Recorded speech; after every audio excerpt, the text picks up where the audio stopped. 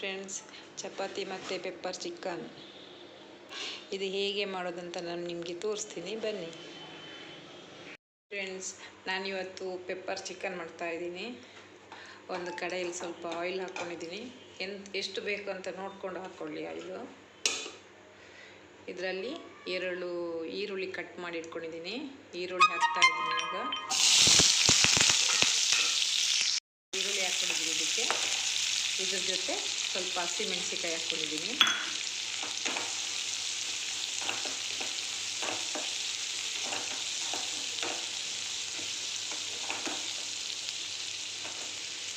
ಇದು ಸ್ವಲ್ಪ golden colour ಬರಬೇಕು.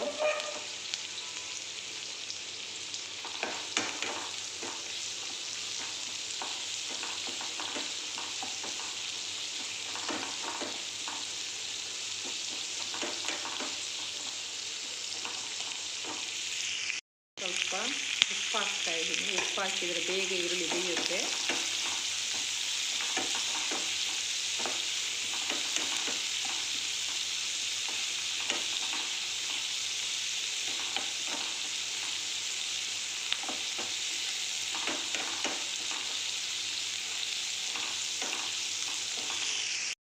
ಇವಾಗ ಈರುಳ್ಳಿ ಬೇಯ್ತಾ ಬಂತು.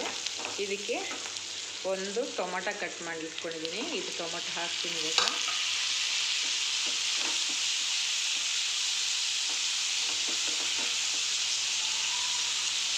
ಒಂದು 5 ನಿಮಿಷ ಟೊಮೊಟೊ ಬೇಯಲಿ.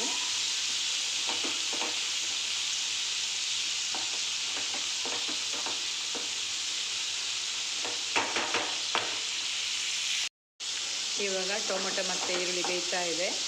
ಇವಾಗ ಇದಕ್ಕೆ ನಾನು ನೋಡಿ, ಇದು 1/2 kg ಚಿಕನ್ ಇದೆ. ಇದು ಕ್ಲೀನ್ ಮಾಡಿ ವಾಶ್ ಮಾಡ್ಕೊಂಡಿದ್ದೀನಿ. ಇವಾಗ ಇದನ್ನು ಹಾಕ್ತಾಯಿದ್ದೀನಿ. ಅದಕ್ಕೆ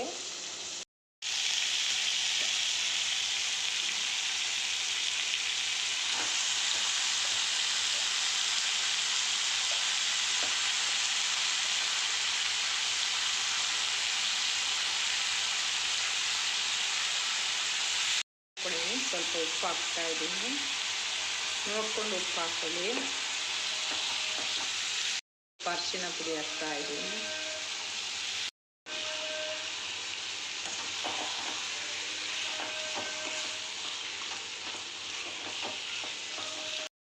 ನೋಡಿ ಫ್ರೆಂಡ್ಸ್, ಇದಕ್ಕೆ ನೀರು ಏನು ಹಾಕಲ್ಲ ನಾನು. ಇವಾಗ ಇದಕ್ಕೆ ಮುಚ್ಚಳ ಮುಚ್ತೀನಿ. ಮುಚ್ಚಳ ಮುಚ್ಚಿದ್ದೀನಿ.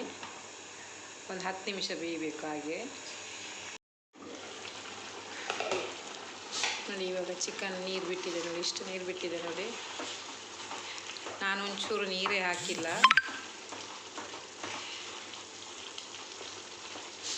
ಇನ್ನೊಂದು 5 ನಿಮಿಷ ಬೇಯಬೇಕು.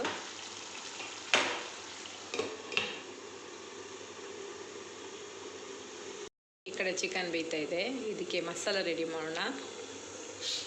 ಈ ಕಡೆ ಒಂದು ಕಡಾಯಿ ಇಟ್ಕೊಂಡಿದ್ದೀನಿ. ಅದಕ್ಕೆ ಇದು ತೇಜು ಚಿಕನ್ ಪೌಡರು ಹಾಕ್ತಾಯಿದ್ದೀನಿ. ಇದು ಪೆಪ್ಪರ್ ಪೌಡರು 1 ಸ್ಪೂನು, ಸ್ವಲ್ಪ ಚಿಲ್ಲಿ ಪೌಡರ್, ಸ್ವಲ್ಪ ಗರಂ ಮಸಾಲ ಪೌಡರ್. ನಾನು ಮಿಕ್ಸ್ ಮಾಡಿ ಹುರಿತಾ ಇದ್ದೀನಿ. ಇದು ಸ್ವಲ್ಪ ಕಪ್ಪು ಕಲರ್ ಬರಬೇಕು.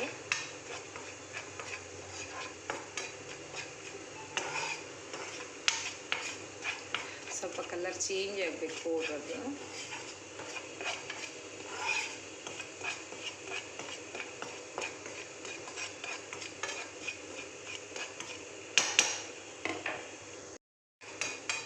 ಹುರಿತಾ ಇದ್ದೀನಿ. ಇವಾಗ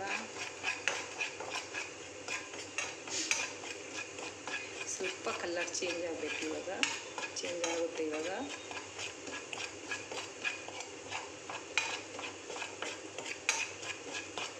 ಗ್ಯಾಸ್ ಉರಿ ಸಣ್ಣದಾಗಿ ಇಟ್ಕೊಂಡಿದ್ದೀನಿ.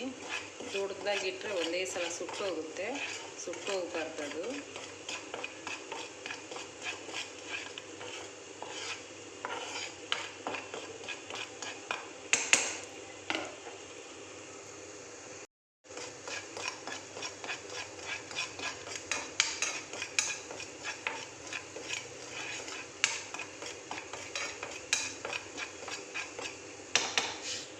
ನೋಡಿ ಕಲರ್ ಬಂತು.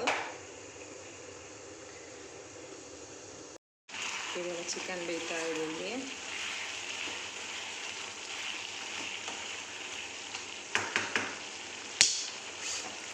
ಇವಾಗ ಹುರಿದಿದ್ದ ಪೌಡ್ರನ್ನ ಇದಕ್ಕೆ ಹಾಕಬೇಕು.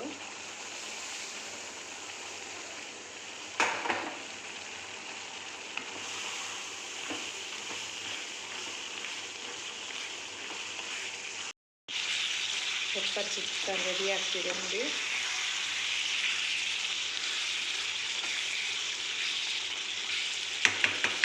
ಒಂದು 5 ನಿಮಿಷ ಇಡ್ತೀನಿ ಹಾಗೆ ಬೇಯಲಿಕ್ಕೆ. ಸಣ್ಣ ಉರಿ ಇಡ್ತಾ ಇದ್ದೀನಿ. ಇವಾಗ ಸ್ವಲ್ಪ ಕರಿಬೇವು ಹಾಕ್ತಾ ಇದ್ದೀನಿ.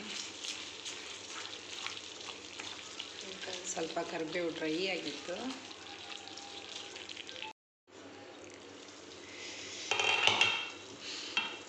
ನೋಡಿ ಫ್ರೆಂಡ್ಸ್, ಪೆಪ್ಪರ್ ಚಿಕನ್ ರೆಡಿ ಆಗ್ತಾ ಇದೆ. ಆಯಿತು, 90% ಆಯಿತು. ಇನ್ನು 10% ಬ್ಯಾಲೆನ್ಸ್ ಇದೆ.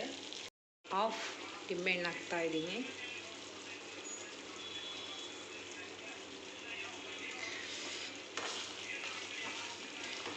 ಒಂದು ಹಾಫ್ ನಿಂಬೆಹಣ್ಣು ಹಾಕಿದ್ದೀನಿ.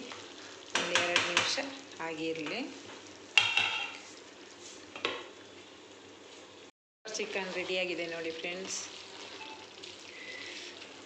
ನೀವು ಒಂದು ಸಲ ಟ್ರೈ ಮಾಡಿ, ತುಂಬ ಚೆನ್ನಾಗಾಗುತ್ತೆ, ಟೇಸ್ಟಿಯಾಗಿರುತ್ತೆ. ನೀವು ಒಂದು ಸಲ ಟ್ರೈ ಮಾಡಿ, ತುಂಬ ಚೆನ್ನಾಗಾಗುತ್ತೆ. ಚಪಾತಿ, ದೋಸೆಗೆಲ್ಲ ಚೆನ್ನಾಗಾಗುತ್ತೆ. ಈ ರೆಸಿಪಿ ನಿಮಗೆ ಇಷ್ಟ ಆದರೆ ಲೈಕ್ ಮಾಡಿ, ಶೇರ್ ಮಾಡಿ, ಕಮೆಂಟ್ ಮಾಡಿ, ಸಬ್ಸ್ಕ್ರೈಬ್ ಮಾಡಿ.